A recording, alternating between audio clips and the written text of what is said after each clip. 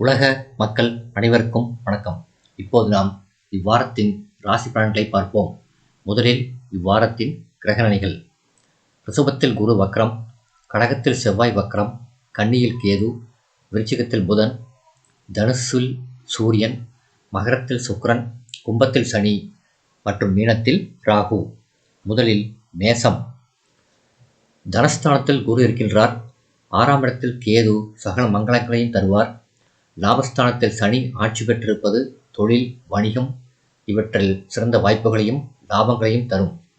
ராசிநாதன் 4ஆம் இடத்தில் நீசம் பெற்றிருப்பது ஒரு வகையில் சுகக்குறைவு என்றாலும் அவர் அஷ்டமாதிபதி என்பதால் எதிர்பாராத நல்ல பலன்களும் விளையும். 6இல் உள்ள கேது பல சங்கடங்களையும் சமாளிக்க வைக்கும். சுபகாரிய முயற்சிகள் பலிக்கும். சிலர் வேலை மாற்றத்தால் பலனடைவார்கள். உற்பத்திக்கான பொருளுக்கு நல்ல விலை கிடைக்கும். 10இல் சுக்கிரன் இருப்பது உசிதமல்ல. சூரியனும் 9ஆம் இடத்தில் இருப்பதும் சாதகமற்ற பலனைத்தான் தரும். தந்தை மகன் உறவுகள் கெடும் என்பதால் கவனம் தேவை. உடல் நலன் குறித்து அக்கறை தேவை. தேவையில்லாத கற்பனை அச்சம் இருக்கும். 3ஆம் மனிதர்களை நம்பி எதையும் ஒப்படைக்க வேண்டாம். பரிகாரம். கார்த்திகை மாதம் என்பதால் செவ்வாய்க்கிழமை விரதமிருந்து முருகனை வணங்குங்கள். அடுத்தது ரிஷபம். 3இல் செவ்வாய் இருப்பது அற்புதமான அமைப்பு. 12க்கு உரியவன் நீசம் பெறுவதால் எதிர்பாராத நன்மைகள் உண்டு. 9இல் சுக்கிரன் இருப்பதால் பரம பாக்கியமும் சௌக்கியமும் உண்டு. பொருள் வரத்து இருக்கும். 11இல் ராகு இருப்பது நல்ல அமைப்பு. நிம்மதியான குடும்ப வாழ்க்கை கிடைக்கும். திருமண முயற்சிகள் கைகூடும். சிலருக்கு சொந்த வீடு அமையும். பிற உதவி கிடைக்கும். முயற்சிகள் அனைத்தும் வெற்றி பெறும். மேலதிகாரிகளின் ஆதரவு உண்டு. சிலருக்கு பதவி உயர்வு உண்டு. 9இல் சுக்கிரன் பலமாக இருப்பதால் கலைத்தொழில்கள் சிறப்பாக இருக்கும். சிலருக்கு புதிய வாய்ப்புகள் கிடைக்கும். பொது வாழ்வில் செல்வாக்கு கூடும். தேவையில்லாத அலைச்சலும் அதனால் உடல் நலக்குறைவும் ஏற்படும். இடமாற்றம் ஏற்படும். வாழ்க்கை துணைவருக்கு உடல் நலக்குறைவு ஏற்படலாம். உறவினர்கள் சிலரால் இடையூறு ஏற்பட வாய்ப்புண்டு. பரிகாரம். பிரதோஷ விரதம் இருங்கள். நல்ல பலன் கிடைக்கும். அடுத்தது மிதுனம். ராசிநாதன் புதன் 6ஆம் இடத்தில் நல்ல அமைப்பில் இருக்கின்றார். பொருள் வரவு உண்டு. துல்லியமான எண்ணங்களோடு செயல்படுவீர்கள். குரு வக்கரத்தில் இருப்பதால் சுபகாரிய தடைகள் நீங்கும். துணிச்சலான முடிவுகளை எடுப்பீர்கள். புதிய தொழில் திட்டங்கள் உருவாகும். சொந்த கட்டடத்தில் சிலர் தொழிலை மாற்றுவார்கள். முக்கியஸ்தர்களின் ஆதரவு உண்டு. சிலருக்கு ஊர் இடமாற்றம் நல்லவிதமாக அமையும். வெளிநாட்டு முயற்சிகள் வெற்றி பெறும். பூமி விற்பனையில் லாபம் உண்டு. மற்றும் கலைஞர்களுக்கு நல்ல வாய்ப்புகளும் ஆதாயமும் உண்டு. செவ்வாய் நீசம் பெற்றிருக்கின்றார். 2ஆம் இடத்தில் நீசம் பெற்றிருப்பதால் பேச்சில் கவனம் தேவை. அலுவலக பிரச்சனைகள் தலைதூக்கலாம். நல்ல பெயர் கெட்டு களங்கம் அவமரியாதை ஏற்படலாம். எதிர்பார்த்த காரியங்களில் சிறு தடைகள் ஏற்படலாம். குரு பகவான் விரயத்தில் இருப்பதால் எதிர்பாராத செலவு ஏற்படும். வாக்குவாதங்களை வளர்க்க வேண்டாம். பரிகாரம். அதற்கு முன்னால் 15/12/2024 முதல் 17/12/2024 வரை ராசிக்குள் சந்திரன் நுழைகிறார். பரிகாரம். பெருமாள் கோயிலுக்கு செல்லுங்கள். அங்கே பெருமாளை வழிபாடு செய்யுங்கள். அடுத்தது கடகம். 3ஆம் இடத்தில் கேது இருப்பது நல்ல அமைப்பு. அவரை குரு பார்ப்பது அந்த இடத்தின் நன்மையை அதிகரிக்கும். அது தைரியஸ்தானம் என்பதால் எந்த பிரச்சனையையும் சமாளிக்கக்கூடிய ஆற்றல் ஏற்படும். தடைப்பட்ட காரியங்கள் நிறைவேறும். 11இல் குரு இருப்பதால் வருமானம் அதிகரிக்கும். தொழில் வணிகத்தை கவனமாக செய்ய வேண்டும். சிக்கனம் முக்கியம். எதையும் சீர்தூக்கி பார்த்து பொறுமையோடு அணுகினால் இவ்வாரம் நல்ல விதமாக அமையும். சனி அஷ்டமத்தில் இருப்பதால் உடல்நிலையை கவனித்துக் கொள்ள வேண்டும். எந்த சின்ன கஷ்டங்கள் இருந்தாலும் அதற்கு வைத்தியம் பார்த்து கொள்ள வேண்டும். சோம்பல் தலைதூக்கும். எதிலும் தாமதங்கள் ஏற்படும். பிறகு செய்து கொள்ளலாம் என்கின்ற எண்ணம்தான் இருக்கும். சில சங்கடங்களும் அவமானங்களும் உண்டு. கவனம் தேவை. 5ஆம் அதிபதி செவ்வாய் ராசியில் நீச்சம் பெறுவதால் நல்ல அமைப்பு கிடையாது. பெரியவர்களின் ஆசீர்வாதத்தினால் தொல்லைகள் நீங்கும். 17/12/2024 முதல் 19/12/2024 வரை ராசிக்குள் சந்திரன் நுழைகிறார். பரிகாரம். கோயிலுக்கு சென்று தீபம் போடுங்கள். உங்களுக்கு ஆறுதல் கிடைக்கும். அடுத்தது சிம்மம். பக்தி அதிகரிக்கும். கோயில் திருத்தலம் என்று செல்வீர்கள். பொதுவாக கோச்சார ரீதியாக 5இல் சூரியன் இருப்பது நல்லதல்ல என்றாலும் கூட சிம்ம ராசிக்கு அது பொருந்தாது. ராசிக்கு திரிகோணத்தில் குருவின் வீட்டில் இருப்பதால் நன்மைகளை ஏற்படும். சுப பலன்களை ஏற்படும். பிற உதவி கிடைக்கும். சுக்கிரன் 6இலிருந்து குருவால் பார்க்கப்படுவதால் உங்கள் முயற்சிகள் அனைத்தும் வெற்றி பெறும். வணிகம் நல்லபடியாக நடைபெறும். சிக்கனமும் திட்டமிடுதலும் இருந்தால் இவ்வாரம் பிரச்சனை இன்றி இருக்கும். பொதுவாகவே சில கிரக அமைப்பினால் வரவை விட செலவு அதிகரிக்கும். முன் விரோதம் ஏற்படலாம். குடும்ப பொறுப்பு அதிகரிக்கும். நரம்பு வலி, மூட்டு வலி முதலிய வழிகளால் அவஸ்தைப்படுவீர்கள். 19/12/2024 முதல் 22/12/2024 வரை ராசிக்குள் சந்திரன் நுழைகிறார்.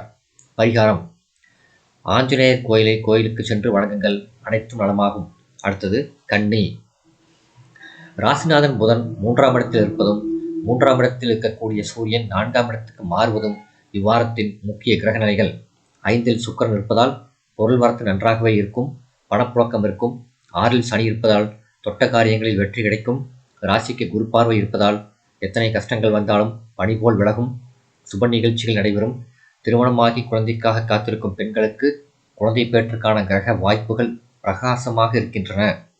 ஆன்மீக சிந்தனைகள் அதிகரிக்கும். குரு பாகிஸ்தானத்திலிருந்து ராசியை பார்வையிடுவதால் புதிய முதலீடுகள், தொழில் விருத்தி முதலியவை ஏற்படும். சிலருக்கு புதிய வேலை கிடைக்கும். செவ்வாய் ராசியில் இருப்பதால் போட்டித் தேர்வுகளில் வெற்றி கிடைக்கும். தன்னம்பிக்கை அதிகரிக்கும். அஷ்டமாதிபதியான செவ்வாய் நீசமடைந்திருப்பதால் எதிர்பாராத பலன் ஏற்படும். பூமி மற்றும் ஆபரண சேர்க்கை உண்டு. ராசியில் கேதுவும் 7இல் ராகுவும் இருப்பது சாதாரணமான அமைப்பு. கணவன் மனைவி உறவுகள் சிக்கல்களை தரலாம். நாளில் சூரியன், தேவையற்ற விரோதங்கள் ஏற்படும். உங்கள் அலட்சியத்தால் சில வாய்ப்புகள் கை நழுவி போகும் என்பதால் எச்சரிக்கை தேவை. பரிகாரம்: சனிக்கிழமை பிரதோஷ வேளையில் சிவன் கோயிலுக்கு சென்று விளக்கு போட்டு வாருங்கள். அனைத்தும் நலமாகும். அடுத்தது துலாம். ராசிநாதன் சுக்கிரன் 4ஆம் இடத்தில் இருக்க அவரை குரு பார்க்கின்றார். புதன் 2ஆம் இடத்தில் இருப்பது நல்ல அமைப்பு. வார தொடக்கத்தில் சூரியன் 2ஆம் இடத்தில் இருந்தாலும் 16ஆம் தேதி 3ஆம் இடத்துக்கு மாறுவதால் பல விஷயங்கள் அனுகூலமாக இருக்கும். 6இல் உள்ள ராகு எண்ணங்களை பூர்த்தி செய்யும். பொருளாதார சிரமம் இருக்காது. மனதில் ஆன்மீக சிந்தனைகள் அதிகரிக்கும். பெரியவர்களை தரிசித்து ஆசி பெற வாய்ப்புண்டு. தன குடும்பாதிபதியாக செவ்வாய் கர்மஸ்தானத்தில் நீசம் பெறுவது நல்லதல்ல. தொழிலில் கவனம் தேவை. மேலதிகாரிகளை அனுசரிக்க வேண்டும். திடீர் பணப்பற்றாக்குறை ஏற்படலாம். நீச செவ்வாய் 7க்குரியவனாகவும் இருப்பதால் குடும்ப உறவுகள் சில நேரங்களில் கருத்து வேறுபாடுகளோடு இருக்கும். பரிகாரம்: சனிக்கிழமை தோறும் காகத்திற்கு உணவு வையுங்கள். அடுத்தது விருச்சிகம். பொதுவாகவே குரு பார்வை ராசிக்கு கிடைத்தாலே எத்தனை சங்கடங்கள் இருந்தாலும் அவைகள் விரைவில் தீர்ந்துவிடும். அதற்கான மனநிலையும் புத்திசாலித்தனமும் கிடைக்கும். 3ஆம் இடத்தில் சுக்கிரன் இருப்பது நல்ல அமைப்பு. பொருள் வரவு உண்டு. ஆடம்பர பொருள்கள், ஆபரணங்கள் வாங்குவீர்கள். ராசியில் புதன் இருப்பதால் சில பிரயாணங்கள் உண்டு. லாபஸ்தானத்தில் உள்ள கேது உங்களுக்கு நன்மைகளை செய்வார். குடும்பத்தில் நடக்கக்கூடிய சுப நிகழ்ச்சிகளால் மனதில் மகிழ்ச்சி உண்டாகும். உங்கள் ராசிக்கும் 6ஆம் இடத்துக்கும் அதிபதியான செவ்வாய் பாகிஸ்தானத்தில் நீசம் பெறுவது நல்ல அமைப்பு அல்ல. எல்லா விஷயத்திலும் கூடுதல் கவனமும் விழிப்புணர்வும் தேவை. வருமானம் இருந்தாலும் கூட சில நேரங்களில் விரைய செலவுகள் ஏற்படும் என்பதால் ஜாக்கிரதையாக செலவு செய்ய வேண்டும். 4ஆம் இடத்தில் உள்ள சனியும் 5ஆம் இடத்தில் உள்ள ராகுவும் அவ்வப்பொழுது சில சங்கடங்களை தரவே செய்யும். சந்திராஷ்டமம் 15/12/2024 மாலை 2:53 மணி முதல் 17/12/2024 இரவு 6:35 மணி வரை சந்திராஷ்டமம் உண்டு. சந்திராஷ்டம தினத்தில் பேச்சில் கவனமாக இருக்க வேண்டும்.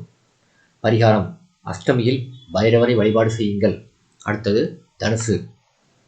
2ஆம் இடத்தில் சுக்கிரன் இருப்பதும் அந்த சுக்கிரனை ராசிநாதன் குரு பார்ப்பதும் அற்புதமான அமைப்பு. நிதி நிலைமை திருப்தியாக இருக்கும். கேட்ட இடத்தில் பணம் கிடைக்கும். வீடு கட்டுவதற்கோ வேறு பொருள்கள் வாங்குவதற்கோ மிக எளிதாக பணம் புரட்ட முடியும். காரணம், பணத்திற்குரிய 2 கிரகங்களும் நன்றாகவே இருக்கின்றன. 3ஆம் இடத்தில் உள்ள சனி உங்கள் முயற்சிகளை சாதகமாக மாற்றுவார். 12க்குரிய செவ்வாய் அஷ்டமத்தில் நீசம் பெறுவது நல்ல அமைப்பு. மறைமுகமான சில நன்மைகள் கிடைப்பதையும் தேவையற்ற செலவுகள் குறைவதையும் குறிப்பிடுகின்றது. கலைத்துறை முயற்சிகள் சாதகமாகி புதிய ஒப்பந்தங்கள் கிடைக்கும். வருமானம் அதிகரிக்கும். பூர்வபுண்ணிய ஸ்தானம் சற்று பலவீனமாக இருப்பதாலும் ராசிநாதன் 6இல் மறைந்திருப்பதாலும் உங்களுக்கு நீங்களே பகையாகாதீர்கள். உங்கள் முடிவுகள் அவசரகதியில் இருந்தால் அல்லல்பட வேண்டியிருக்கும். மற்றவர்கள் ஆலோசனையை கேட்க வேண்டும். 4ஆம் இடத்தில் ராகு இருப்பது தாயின் உடல் நிலையை கவனமாக பாதுகாத்து கொள்ளும் குறிப்பை தருகிறது. சந்திராஷ்டமம் 17/12/2024 இரவு 6:36 மணி முதல் 20/12/2024 அதிகாலை 1:46 மணி வரை சந்திராஷ்டமம் உண்டு. சந்திராஷ்டம தினத்தில் பேச்சில் கவனமாக இருக்க வேண்டும். பரிகாரம்: வெள்ளிக்கிழமை விரதம் இருங்கள். மாலையில் ஏதேனும் ஒரு அம்மன் கோயிலுக்கு சென்று வழிபட்டு வாருங்கள். அடுத்தது மகரம். ராசிநாதன் சனி 2ஆம் இடத்தில் இருக்க ராசியில் பஞ்சமாதிபதி சுக்கிரன் இருக்கின்றார். 5க்குரிய சுக்கிரன் ராசியில் இருப்பதால் நல்ல பொருளாதார வாய்ப்புகள் உண்டு. கொடுத்த கடன்கள் வசூலாகிவிடும். ராசியை குரு பார்ப்பது சிறப்பு. 3ஆம் இடத்தில் உள்ள ராகு மங்களங்களை தருவார். நினைத்த காரியங்களை நன்றாக முடித்து வைப்பார். உங்களுடைய மன உறுதியும் நல்ல சிந்தனையும் புதிய முயற்சிகளும் முன்னேற்றமாகவே இருக்கும். 7.5 சனியின் கடைசி பாகத்தில் இருப்பதால் பல விஷயங்கள் உங்களுக்கு ஏற்றதாகவே அமையும். குடும்ப உறவுகளில் மகிழ்ச்சியும் நிம்மதியும் தரும். திருமணமான பெண்களுக்கு குழந்தை பேற்றுக்கான சுபகிரக அமைப்புகள் உண்டு. சுக்கிரனும் புதனும் வலுவாக இருப்பதால் கலைஞர்களுக்கு நல்ல வாய்ப்புகள் உண்டு. ஆதாயமும் உண்டு. 7ஆம் இடத்தில் செவ்வாய் நீசமாகி ராசியை பார்க்கிறார். 7ஆம் இடம் என்பது கலத்திரஸ்தானம் என்பதால் தேவையற்ற பேச்சுக்களால் குடும்ப உறவுகளை கெடுத்துக்கொள்ள வேண்டாம். கணவன் அல்லது மனைவி உடல்நிலையில் கவனம் தேவை. பெரியோர்களிடம் ஆலோசனை கேட்டு நடந்து கொள்வதன் மூலமாக சிரமங்களை குறைத்துக் கொள்ளலாம். சந்திராஷ்டமம் 20/12/2024 அதிகாலை 11:47 மணி முதல் 22/12/2024 பிற்பகல் 12:41 மணி வரை சந்திராஷ்டமம் உண்டு. சந்திராஷ்டம தினத்தில் பேச்சில் கவனமாக இருக்க வேண்டும். வாத பிரதிவாதங்களில் ஈடுபட வேண்டாம். பரிகாரம்: செவ்வாய் பலவீனமாக இருப்பதால் செவ்வாய்க்கிழமை ஒருபொழுது விரதம் இருக்குங்கள். அருகிலுள்ள முருகன் கோயிலுக்கு சென்று வணங்கி வாருங்கள். அடுத்தது கும்பம். 7க்குரிய சூரியன் உங்கள் லாபஸ்தானத்திற்கு மாறுவதும் சிறப்பான அமைப்பு. இந்த 2 இடங்களும் அவருக்கு சுபஸ்தானங்கள் என்பதால் நன்மைகளை தருவார். ஆத்ம பலத்தை அதிகரித்து வைப்பார். அரசாங்க அனுகூலங்களை பெற்றுத் தருவார். போட்டித் தேர்வுகளில் வெற்றியை தருவார். அதற்கு 6ஆம் இடத்தில் உள்ள செவ்வாய் துணை நிற்பார். சுக்கிரன் 12ஆம் இடத்தில் இருப்பதால் உறவுகளும் சுகங்களும் மகிழ்ச்சி தரும். ராசிக்குரியவராக இருந்தாலும் கூட சனி சின்ன சின்ன மன வேற்றுமைகளையும் சோம்பலையும் தருவார்.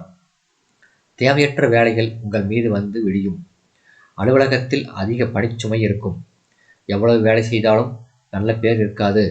கலைஞர்கள் சிரமப்பட்டு வாய்ப்புகளை பெற வேண்டியிருக்கும். வீண் கவலைகள் அதிகரிக்கும். பரிகாரம்: சதுர்த்தி விரதம் இருங்கள். விநாயகரை வணங்குங்கள். சகலமும் நன்மையாகும். அடுத்தது மீனம்.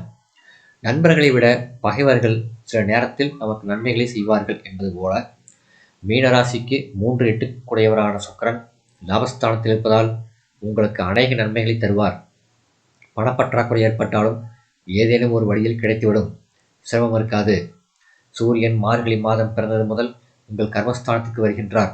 அது அவருக்கு நல்ல இடம் என்பதால் உங்கள் மன தைரியத்தை அதிகப்படுத்தி பிரச்சனைகளை சமாளிக்க வைப்பார். 3இல் குரு இருந்தாலும் அவர் உங்கள் லாபஸ்தானத்தையும் 7ஆம் இடத்தையும் பார்வையிடுவதால் கணவன் மனைவி விட்டு தந்து வாழும் பொழுது பிரச்சனைகள் குறையும். தொழில் லாபமும் ஏமாற்றமாக இருக்காது. ராசியில் ராகு, சப்தமத்தில் கேது, ராசிநாதன் குரு 3இல் மறைவு, 12இல் சனி என பல கிரகங்கள் உங்கள் ராசிக்கு அனுகூலமாக இல்லை என்றாலும் நீங்கள் கவலைப்பட வேண்டியதில்லை. பக்தியாலும் மனதைரியத்தாலும் கஷ்டங்களிலிருந்து எளிதில் மீண்டு வந்து விடலாம். பிறருக்காக நாம் எவ்வளவு பாடுபட்டு யாரும் நம்மை அங்கீகரிக்கவில்லையே என்று வருத்தப்பட வேண்டாம். மிக விரைவில் கிரகநிலைகள் மாறும் பொழுது உங்கள் சிரமங்களும் மாறும். பரிகாரம்: ஞாயிற்றுக்கிழமை காலையில் விரதமிருந்து மதியம் பூஜை செய்த பிறகு சாப்பிட வேண்டும். இந்த வீடியோ உங்களுக்கு பிடிச்சிருந்தால் லைக் பண்ணுங்கள், ஷேர் பண்ணுங்கள், சப்ஸ்கிரைப் பண்ணுங்கள். நன்றி.